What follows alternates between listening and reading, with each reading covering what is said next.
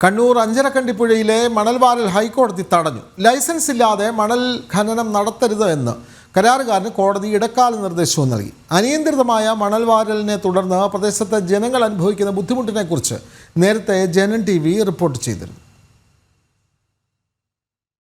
ഉൾനാടൻ ജലഗതാഗത പദ്ധതിക്ക് ബോട്ടുചാൽ ഒരുക്കാനെന്ന പേരിലായിരുന്നു ചിറക്കുനിയിൽ നിന്നും മുഴപ്പിലങ്ങാട് നിന്നും വ്യാപകമായി മണലെടുത്തത്. പുഴയിൽ നിന്നുള്ള മണലെടുപ്പ് പ്രദേശത്തെ ജനങ്ങളെ ആകെ ബുദ്ധിമുട്ടിലാക്കിയിരുന്നു. പല വീടുകളിലെയും കിണറുകളിൽ ഉപ്പുവെള്ളം എത്തുകയും കുടിവെള്ളത്തിനായി മറ്റു വഴികൾ ആശ്രയിക്കേണ്ട അവസ്ഥയും ഇവർക്കുണ്ടായി. മാത്രമല്ല, കയ്യും കണക്കുമില്ലാത്ത മണലെടുപ്പ് കാരണം കരയിടിച്ചിലുണ്ടാകുമോ എന്ന ആശങ്കയിലാണ് നാട്ടുകാർ. ഇതിൽ പരസ്യ പ്രതിഷേധവുമായി ഇവർ രംഗത്തെത്തുകയും ചെയ്തു. ഒരു നാടൊന്നാകെ നേരിടുന്ന ബുദ്ധിമുട്ടിനെ കുറിച്ച് ജനം TV തുടർച്ചയായി വാർത്തകൾ നൽകിയിരുന്നു. പിന്നാലെ പ്രദേശവാസികൾ ഹൈക്കോടതിയെ സമീപിച്ചു. ഇതിലാണ് ഹൈക്കോടതി ഇടക്കാല നിർദ്ദേശം നൽകിക്കൊണ്ട് ഉത്തരവിട്ടത്.